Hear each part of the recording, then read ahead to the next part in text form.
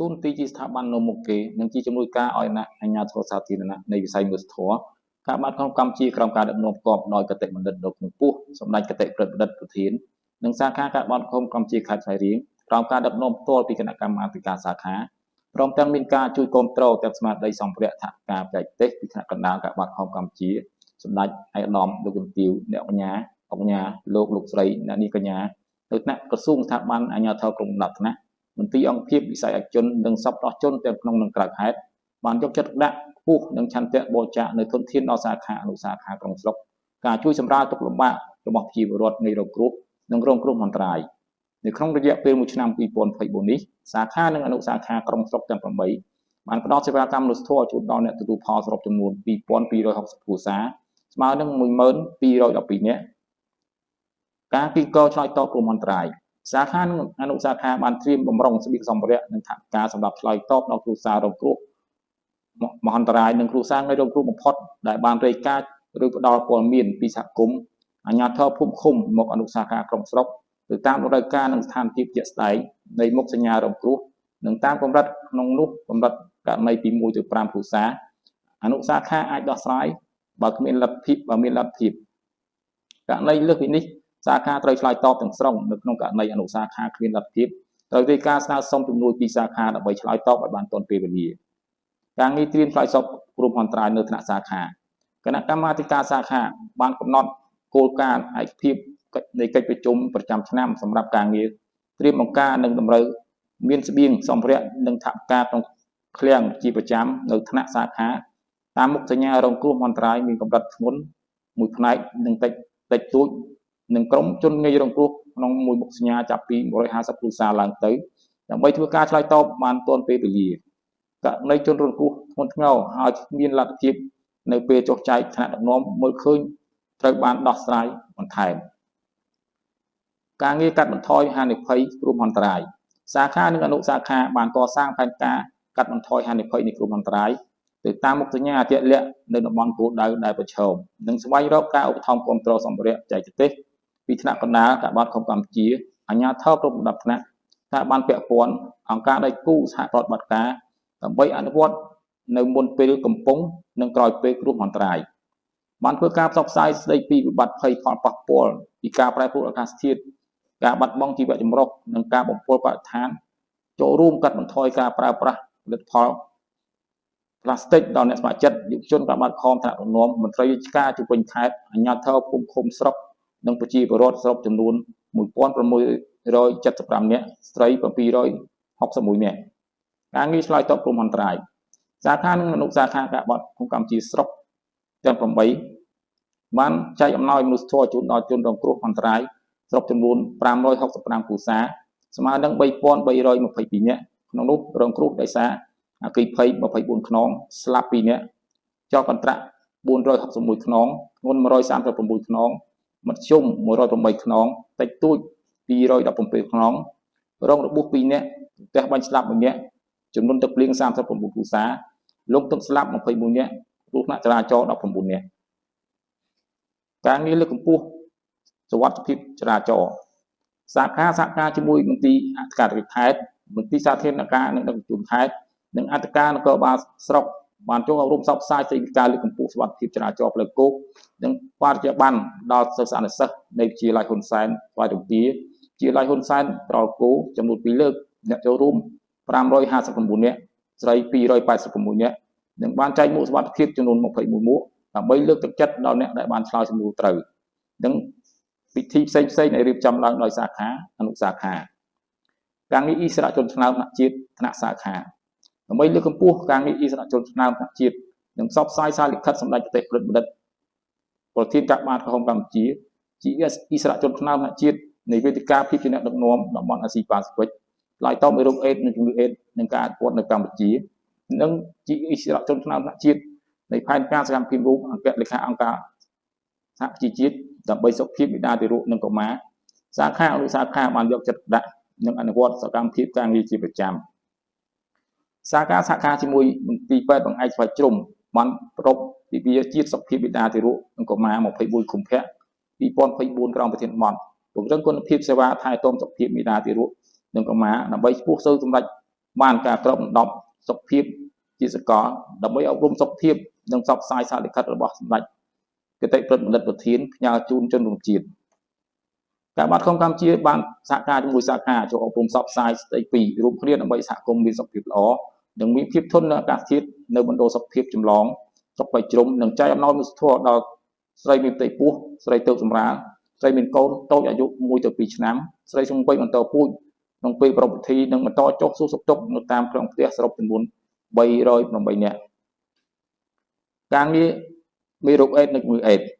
ការបាត់ของកម្ពុជាបានសហការជាមួយសាខាចុះអប់រំផ្សព្វផ្សាយស្ដីពី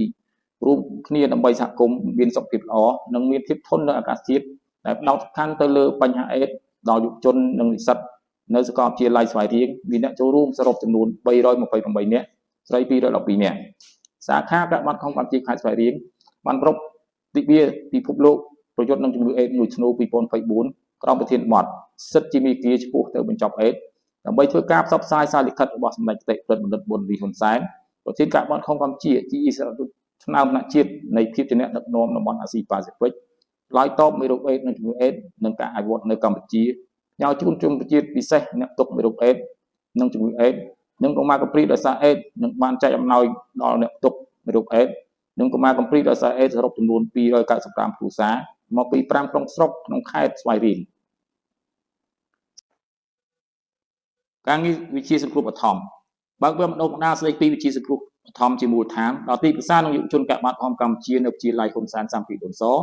វិទ្យាល័យមិត្តភាពកម្ពុជាវៀតណាមប្រទេសពន្លាវិទ្យាល័យស្វាយរៀងនិងវិទ្យាល័យហ៊ុនសែនជ័យចំនួន3លើកអ្នកចូលរួម119នាក់ស្រី65នាក់បើកវគ្គបណ្ដុះបណ្ដាលស្ដីពីវិជាសង្គ្រោះបឋមជាមូលដ្ឋានដល់អ្នកស្ម័គ្រចិត្តកាបាត់ហមកម្ពុជានៅ2ក្រុង6ស្រុកចំនួន18លើកអ្នកចូលរួម934នាក់ស្រី407នាក់ការងារសុខភាពសហគមន៍សាខាបានអប់រំផ្សព្វផ្សាយអំពីការបង្ការជំងឺគ្រុនឈាមគ្រុនឈិកផ្ដាសាយបាក់សីនិងអនាម័យទូទៅដល់ប្រជាពលរដ្ឋក្នុងសហគមន៍ដោយបញ្ជ្រាបតាមរយៈសកម្មភាពចែកអំណោយនិងពិធីផ្សេងៗដែលរៀបចំដោយសាខានិងអនុសាខាការលើកកម្ពស់គោលការណ៍គ្រឹះនិងតម្លៃមនុស្សធម៌គណៈបណ្ដាកាបាត់ហមកម្ពុជាបានសហការជាមួយសាខាចុះមកធ្វើការផ្សព្វផ្សាយស្ដីពីខ្លឹមសារនៃប្រធានបទអបអរខួបទី161ទិវាពិភពលោកកាបាត់ខមនិងអចាត់ខម8ឧសភា2024ក្រោមប្រធានបទរួមគ្នាជាមួយកាបាត់ខមកម្ពុជាដើម្បីសហគមន៍មានសុខភាពល្អនិងមានភាពធន់នឹងអាកាសធាតុដល់ថ្នាក់ដឹកនាំមន្ត្រីរាជការនៃមន្ទីរអង្គភាពជុំវិញខេត្តអាជ្ញាធរស្រុកឃុំភូមិអ្នកស្ម័គ្រចិត្តយុវជនកាបាត់ខមនិងសិស្សសានុសិស្សចំនួន2លើកអ្នកចូលរួម220នាក់ស្រី92នាក់ដើម្បីចូលរួមអបអរខួបទី161ទិវាពិភពលោកកាបាត់ខមអាចារ្យខម8ឧសភា2024ក្រោមប្រធានបទរួមគ្នាជាមួយកាបាត់ខមកម្ពុជាដើម្បីសហគមន៍មានសុខភាពល្អនិងមានភាពធន់នឹងអាកាសធាតុសាខាបានជ្រើសរើសយកវិទ្យាល័យ3គឺវិទ្យាល័យហ៊ុនសែនប្រសូតវិទ្យាល័យហ៊ុនសែនជ័យនិងវិទ្យាល័យហ៊ុនសែនស្វាយជ្រុំដើម្បីធ្វើការផ្សព្វផ្សាយអំពីគោលបំណងនិងខ្លឹមសារនៃការគូរគំនូរក្រមធានបទទីសាស្ត្រដើម្បីមានសុខភាពល្អនិងទីសាស្ត្របន្សាំទៅនឹងអាកាសធាតុ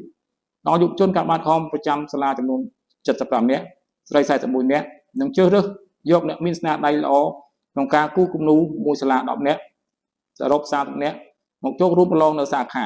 ដើម្បីជ្រើសរើសយកជ័យលេខ2ពីលេខ1ដល់លេខ3រួចហើយបញ្ជូនរូបភាពនៃគំនូរយកទៅចូលរួមប្រកួតប្រជែងស្នាដៃនៅថ្នាក់ជាតិសាខាបានអប់រំផ្សព្វផ្សាយអំពីគោលការណ៍គ្រឹះរបស់ចលនាអន្តរជាតិកាបាត់ខមនិងអន្តរខម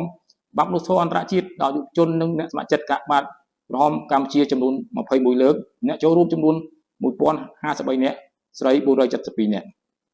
កាបាត់ខមកម្ពុជាបានសហការជាមួយសាខាធ្វើការអប់រំផ្សព្វផ្សាយអំពីគោលការណ៍គ្រឹះរបស់ចលនាអន្តរជាតិកាបាត់ខមនិងអន្តរជាតិខមច្បាប់មនុស្សធម៌អន្តរជាតិនិងប្រវត្តិកាបាត់ក្រហមកម្ពុជាដល់កងកម្លាំងទាំង3សរុបចំនួន100នាក់ក្នុងនោះនគរបាលខេត្ត60នាក់តំបន់ប្រតិបត្តិការសឹករងស្វាយរៀង25នាក់និងកងរាជអាវុធហត្ថខេត្ត15នាក់បានបញ្ជូនអត្ថបទព័ត៌មាននិងរូបភាពសកម្មភាពការងាររបស់សាខាអនុសាខាចាក់ផ្សាយតាមស្ថានីយ៍ទូរទស្សន៍ក្នុងនីតិកាបាត់ខមកម្ពុជានិងដោយផ្ទាល់តាមស្ថានីយ៍ទូរទស្សន៍តតកបាយ័នអប្សរា CCTV ប៉ុស្តិ៍លេខ8ប៉ុស្តិ៍លេខ5 CNC សរុបចំនួន395លើកនិងបានផ្សព្វផ្សាយក្នុងបណ្ដាញទំនាក់ទំនងសង្គមដូចជា Facebook Page របស់កាបាត់ខមកម្ពុជាពិតសាខាកាបាត់ខមកម្ពុជាខេត្តស្វាយរៀងតាម Channel YouTube និងតាម Telegram នៅថ្នាក់ខេត្តនិងថ្នាក់កណ្ដាលកាបាត់ខមកម្ពុជា ការងារស្ដារទំនាក់ទំនងគ្រួសារការងារស្ដារទំនាក់ទំនងគ្រួសារនិងបញ្ជូនសារសម្រាប់បានលទ្ធផលទទួលពាក្យជូនដំណឹងគ្រួសារពីកាកបាទខំកម្ពុជាផ្ញើជូនក្រុមគ្រួសារតាមសហគមន៍28ច្បាប់បានយកទៅចែកជូនដល់ក្រុមគ្រួសារ28ច្បាប់ក្រុមគ្រួសារឆ្លើយតប18ច្បាប់មិនឆ្លើយតប9ច្បាប់អាស្រ័យឋានមិនច្បាស់លាស់បញ្ជូនបន្តមកកាកបាទខំកម្ពុជាមួយច្បាប់បានប្រគល់ពាក្យជូនដំណឹងសារចំនួន152ច្បាប់ដល់អ្នកជាប់ក្នុងពន្ធនាគារខេត្តបានសរសេរទៅក្រុមគ្រួសារតែ17ច្បាប់ហើយបានបញ្ជូនទៅក្រុមគ្រួសារ17ច្បាប់និងឆ្លើយតបមកវិញ16ច្បាប់មិនបានឆ្លើយតបមួយច្បាប់តំណាងគណៈកម្មាធិការអន្តរជាតិកាកបាទខំអចិន្ត្រក្រហម ICRC បានចូលអប់រំផ្សព្វផ្សាយការសរសេរលិខិតជូនដំណឹងគ្រួសារដល់អ្នកជាប់ឃុំនៅពន្ធនាគារខេត្តចំនួន57នាក់ស្រី6នាក់ការងារអប់រំអំពីមីននិងសំណល់ជាតិផ្ទុះការងារលើកកម្ពស់វប្បធម៌អហិង្សានិងសន្តិភាពបានអប់រំផ្សព្វផ្សាយការទប់ស្កាត់ការកេងប្រវ័ញ្ចផ្លូវភេទអំពើហិង្សាក្នុងគ្រួសារនិងអរិយាប័ត្រអវិជ្ជមានរបស់សង្គមលើកុមារមានពិការភាពដល់អ្នកស្ម័គ្រចិត្តកាកបាទខំកម្ពុជាចំនួន3លើកអ្នកចូលរួម171នាក់ស្រី88នាក់និងបានបញ្ជាតាមរយៈសកម្មភាពចែកអំណោយនិងពិធីផ្សេងៗដែលរៀបចំដោយសាខានិងអនុសាខាការលើកកម្ពស់សុខភាពសង្គមសាខានិងអនុសាខាក្រុងស្រុកបានចុះសួរសុខទុក្ខនិងចែកអំណោយដល់គ្រួសារងាយរងគ្រោះនិងឧបវិហេតុផ្សេងៗសរុបចំនួន1375គ្រួសារស្មើនឹង6890នាក់ក្នុងនោះចាស់ជរា144គ្រួសារជនពិការ33គ្រួសារអ្នកជំងឺអេដស៍300គ្រួសារកុមារកំព្រា8គ្រួសារអ្នកមានជំងឺប្រចាំកាយ53គ្រួសារស្រីមេម៉ាយមានកូនច្រើន18គ្រួសារគ្រួសារក្រីក្រ647គ្រួសារអំពើហិង្សាក្នុងគ្រួសារ1គ្រួសារនិងបដិវហេតុផ្សេង183គ្រួសារការងារអភិបាលនិងការគ្រប់គ្រងគណៈអភិបាលនៃគណៈកម្មាធិការសាខាអនុវត្តតាមរចនាសម្ព័ន្ធគណៈសាខាអនុសាខាក្រុមកាកបាទក្រហមឃុំសង្កាត់បានដឹកនាំអភិបាលកិច្ចល្អចំពោះក្រុមប្រតិបត្តិសាខានិងអនុសាខាដោយបំពេញតួនាទីភារកិច្ចយកអស់ពីកម្លាំងកាយចិត្តបញ្ញាស្មារតីទទួលខុសត្រូវក្នុងការគៀងគររមូលធិដើម្បីទ្រទ្រង់សកម្មភាពការងារដោយរលូននិងមានប្រសិទ្ធភាពបន្តពង្រឹងអភិបាលកិច្ចល្អការគ្រប់គ្រងមានតម្លាភាពគណនេយ្យភាពឯកតាវិស័យអត្ថភាពនីមួយៗក្នុងការអនុវត្តការងារប្រចាំថ្ងៃរបស់ក្រុមប្រតិបត្តិស្របតាមគោលនយោបាយសេចក្តីណែនាំលក្ខន្តិកៈលក្ខខណ្ឌការងារនិងបានរងទិសជាប្រចាំដោយផ្ទាល់និងតាមរយៈកិច្ចប្រជុំនានាការងារអភិវឌ្ឍអនុសាខានិងអនុសាខាក្រុងស្រុកនីមួយៗបានបន្តពង្រឹងសមត្ថភាពការងារឲ្យមានដំណើរការល្អដោយអនុវត្តតាមរចនាសម្ព័ន្ធគណៈសាខាអនុសាខាក្រុមកាកបាទក្រហមឃុំសង្កាត់អ្នកស្ម័គ្រចិត្តនិងយុវជនកាកបាទក្រហមកម្ពុជាមានក្រុមការងារកាកបាទក្រហមកម្ពុជាតាមស្ថាប័នមន្ទីរអង្គភាពក្នុងខេត្តស្របតាមអាណត្តិនៃគណៈកម្មាធិការសាខាបានពង្រឹងយន្តការគ្រប់គ្រងប្រចាំដល់អនុសាខាក្រុងស្រុកទាំង8ក្នុងការអនុវត្តការងារឲ្យបានកាន់តែប្រសើរឡើងសាខាបានបើកកិច្ចប្រជុំបូកសរុបលទ្ធផលការងារប្រចាំត្រីមាសឆមាសនិងឆ្នាំនិងលើកទិសដៅអនុវត្តការងារចំនួន3លើកគណៈកម្មាធិការសាខានិងក្រុមប្រតិបត្តិសាខាបានចូលរួមតាមការអញ្ជើញនិងជូនដំណឹងពីកាកបាទของកម្ពុជាដោយផ្ទាល់និងតាមប្រព័ន្ធវីដេអូនិមិត្ត Zoom សរុបចំនួន16លើកក្នុងនោះចូលរួមដោយផ្ទាល់8លើកនិងតាមប្រព័ន្ធវីដេអូនិមិត្ត Zoom 8លើកការងារអភិវឌ្ឍយុវជនកាកបាទของកម្ពុជាបានជ្រើសរើសវគ្គបណ្ដុះបណ្ដាលនិងបំពេញឯកសណ្ឋានដល់ទីប្រឹក្សានិងយុវជនកាកបាទของកម្ពុជានៅវិទ្យាល័យហ៊ុនសែន32ដូនសស្រុកផ្លែជ្រុំវិទ្យាល័យមិត្តភាពកម្ពុជាវៀតណាមព្រះពន្លាស្រុកពងរោវិទ្យាល័យស្វាយរៀងនិងវិទ្យាល័យហ៊ុនសែនជ័យក្រុងស្វាយរៀងសរុបចំនួន119នាក់ស្រី65នាក់ទីប្រឹក្សាយុវជននៃវិទ្យាល័យហ៊ុនសែន32ដូនសនិងវិទ្យាល័យពោធិ៍ធំចំនួន50នាក់ស្រី25នាក់បានចូលរួមដាំដើមប្រញូងនិងប្រងោកនៅក្នុងសាលារៀនបានចំនួន430ដើមទីប្រឹក្សាយុវជនកាកបាទของកម្ពុជានៃវិទ្យាល័យស្វាយរៀងចំនួន35នាក់ស្រី19នាក់បានចូលរួមយុទ្ធនាការផ្សព្វផ្សាយកាត់បន្ថយការប្រើប្រាស់ផ្លាស្ទិកក្រោមធាតុបត់កាត់បន្ថយការប្រើប្រាស់ថង់ផ្លាស្ទិកនិងផ្សព្វផ្សាយកន្ត្រកបរិស្ថាននិងបានចូលរួមទិវាអន្តរជាតិប្រយុទ្ធប្រឆាំងគ្រឿងញៀនទីប្រឹក្សានិងយុវជននៃវិទ្យាល័យហ៊ុនសែនស្វាយជ្រុំចំនួន21នាក់ស្រី10នាក់បានចូលរួមទិវាបរិស្ថានជាតិនិងអន្តរជាតិ ពិភពលោក5មិថុនាឆ្នាំ2024សាខាមានទីពឹក្សានយោបាយជនកាបាតខំកម្ពុជាស្រុកចំនួន336នាក់ស្រី171នាក់នៅ13ជាឡៃនៃ21ជាឡៃទូទាំងខេត្តការងារអភិវឌ្ឍអ្នកស្ម័គ្រចិត្តកាបាតក្រហមបានបើកវគ្គបណ្ដុះបណ្ដាលអ្នកស្ម័គ្រចិត្តកាបាតក្រហមកម្ពុជាពីក្រុង6ស្រុកស្មើនឹង80សង្កាត់ឃុំចំនួន18វគ្គស្រុកចំនួន934នាក់ស្រី407នាក់សាខាមានអ្នកស្ម័គ្រចិត្តកាបាតក្រហមកម្ពុជានៅពីក្រុង6ស្រុកស្មើនឹង80សង្កាត់ឃុំ690ភូមិមួយភូមិ2នាក់ស្រុកចំនួន1380នាក់ស្រី598នាក់នៅក្នុងរយៈពេល1ឆ្នាំ2024នេះសមិទ្ធផលដែលសាខានិងអនុសាខាបានអនុវត្តស្របតាមផែនការសកម្មភាពការងារឆ្នាំ2024ឲ្យផ្អែកតាមយុទ្ធសាស្ត្ររយៈពេលវែងរបស់កាបាតក្រហមកម្ពុជា2021-2030ដែលមានវិស័យអត្ថប្រយោជន៍ទាំង4របស់កាបាតក្រហមកម្ពុជាសកម្មភាពនិងសមិទ្ធផលជារួមរបស់សាខានិងអនុសាខាសម្រាប់បានតាមវិស័យអត្ថប្រយោជន៍ទាំង4ខាងលើអាស្រ័យទៅបានការចូលរួមសហការអនុវត្តយ៉ាងសកម្មពីថ្នាក់ដឹកនាំគ្រប់លំដាប់ថ្នាក់នៃគណៈកិច្ចយុសាខាគណៈកម្មាធិការសាខាក្រុមប្រតិបត្តិសាខាអនុសាខាក្រុងស្រុកក្រុមកាបាតក្រហមសង្កាត់ឃុំអ្នកស្ម័គ្រចិត្តយុវជនកាបាតក្រហមកម្ពុជានិងអាជ្ញាធរគ្រប់លំដាប់ថ្នាក់ដែលបានយកចិត្តទុកដាក់អស់ពីកម្លាំងកាយចិត្តដោយមិនគិតពីពេលវេលាក្នុងការបំពេញបេសកកម្មមនុស្សធម៌ជួយដល់ប្រជា